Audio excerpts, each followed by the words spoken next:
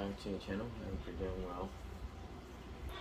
This video is going to maybe be a bit longer. I think it's a very exciting one.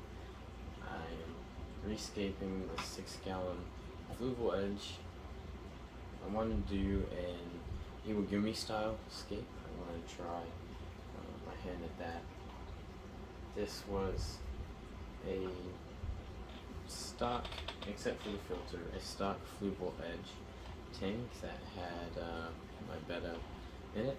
That video got posted a couple weeks ago. I have since moved that betta to the high-tech 5-gallon spec, and he's over there and he's looking great and is happy. And then I cut the lid off of this tank. This edge tank, I just used a razor and ran it through and cut the lid off, and then I took it off and cleaned up the silicone. I got another twin star light. This is a twin star C series light versus the other one is a twin star E series. And it's a very beautiful light. It's something that will continue to see how well it grows the plants I'm putting in. I plan to put in here, which I have 2 of them right now, and I want to kind of get them going. But these are just a couple of pots of Monte Carlo. I don't know how well you will see these, but these are just some tissue culture pots from UNS Systems, and yeah, they look great. I love tissue cultures. Tissue cultures have worked out well for me. Several plants I've used have been tissue cultures, and they work fantastic. But I would like to do an Iwagumi scape in this tank, and have the Monte Carlo carpet at the front, and a little bit of the mint brown, and then I don't know how well I can see it, but I'm using some dragon stones as the hardscape, and so the Monte Carlo would go to the dragon stones, and then behind that a couple more pieces of Monte Carlo maybe, but then I have some giant hair grass and S-wrappings coming to the store I work at. I ordered some of those for the store, and they will be here, and then we can proceed to plant those. But for now, even though it's only about a week away, I kind of want to see if we can attempt some sort of dry start with these tissue culture pots, because they tend to, I've had them for a few days now, and want to see how that method works. But we can just look at the hardscape first real quick.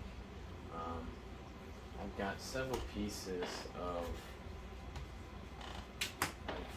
dragonstone, this okostone, as some call it, okostone or dragonstone.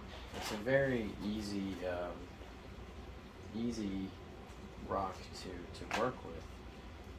Pretty much any way you put it looks really good in my opinion, and that makes it kind of an ideal scaping stone for beginners, I would say. And finding the right pieces isn't that hard. You can buy a big chunk of it and break it relatively easy, and have a couple of big pieces, or a couple, several smaller pieces that look amazing, and you can make a really cool scape out of. So yeah, let's go ahead and talk about the hardscape.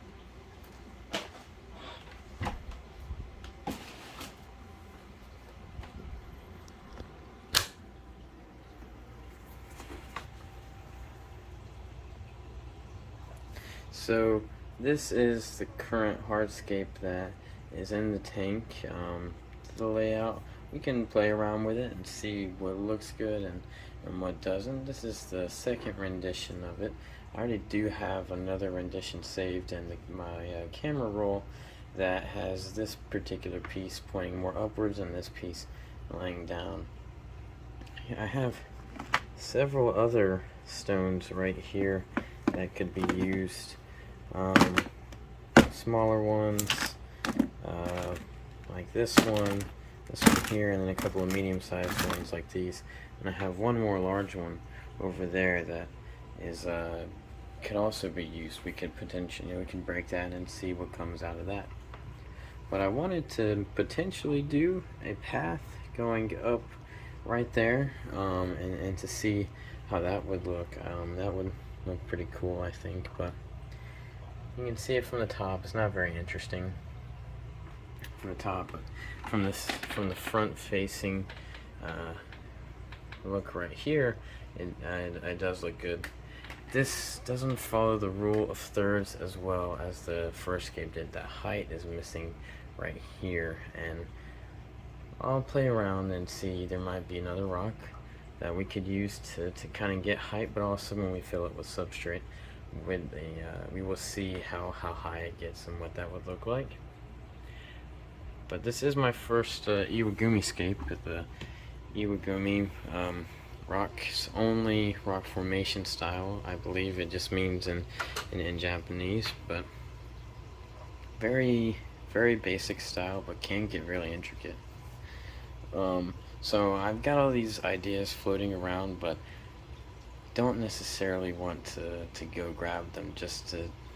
Don't want to get overstimulated, overconfident, and end up ruining a scape by being too cocky. Just start out basic and be patient and evolve, and not go for something difficult right away. That's a good lesson, I think. But another option I have that isn't, I don't think would get too cocky with, you see I have this in a corner right here. Oh, by the way, here's some just glue, the filter and the original light, and some glass cleaner. But this is a corner right here, so the scape is going to be viewed from right here, and then from this angle, and this angle right here just doesn't do it. So we'll have to figure something out with this left side. I think in particular the right side, this rock sits perfect right there the way it is. Let's get to scaping. So I'm not too sure how well you guys can really see this tank. I don't have anything that stands up. I'm working in kind of a smaller space, but I'm going to remove this current hardscape. Just put it like it is right in front of the tank, except for these smaller stones right here. That doesn't necessarily matter.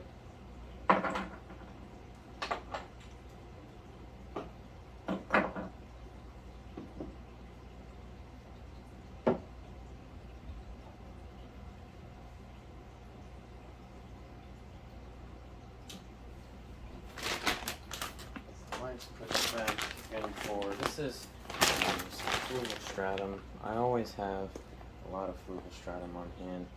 I reckon there's 4 different ones.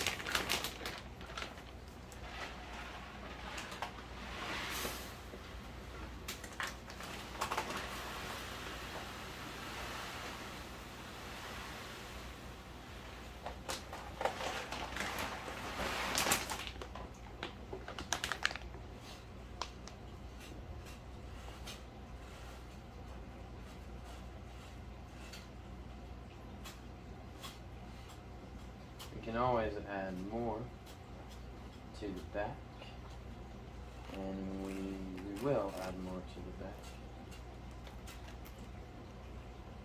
to give it that depth, especially if we do a sand path. We're gonna have more substrate towards the back, potentially up to about here, maybe even higher. But I'm thinking maybe have a nice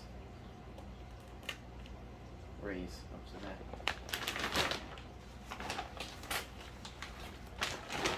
Let's start with that for now. I've got like 2 more bags, maybe about 12 or so more pounds of that. So we always have plenty of that soil on hand. So let's go ahead this. Here. Right there. Let's see if we could do this way as well.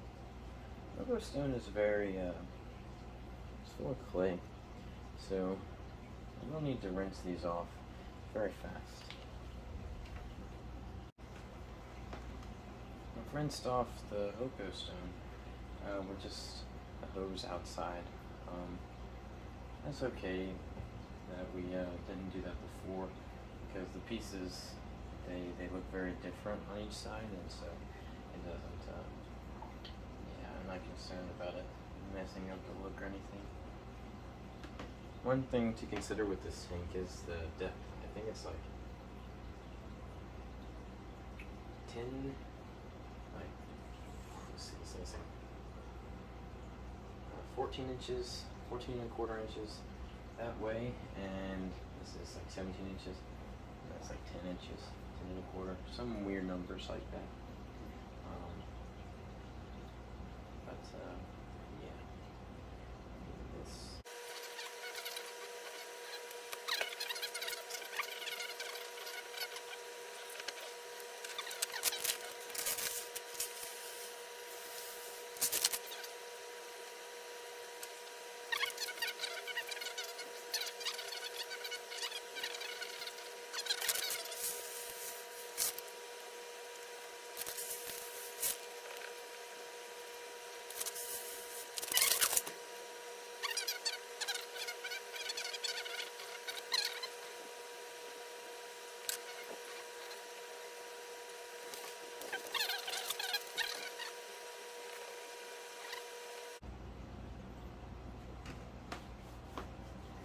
I think I'm gonna cut this other bag open and use it as well.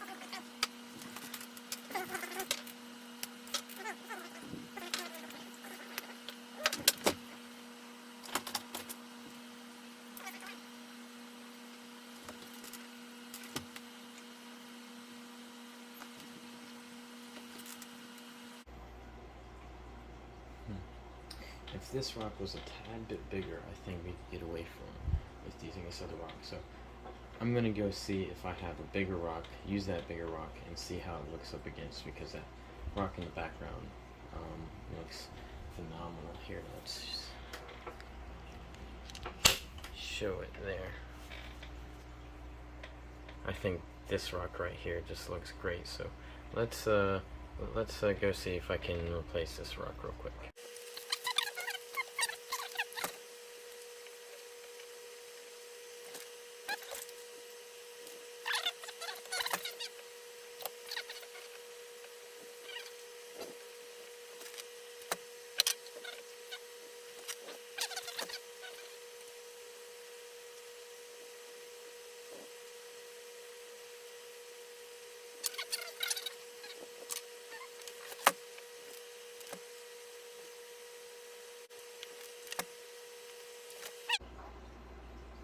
We'll go with this, and here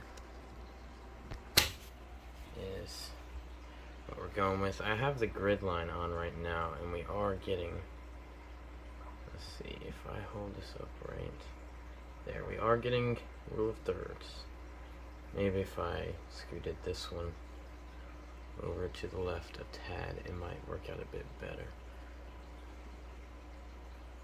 And then curve that a little bit, maybe. Let's see. So if I zoom in like that, it's of course getting a row of thirds straight up and down. Yeah. I do think it works.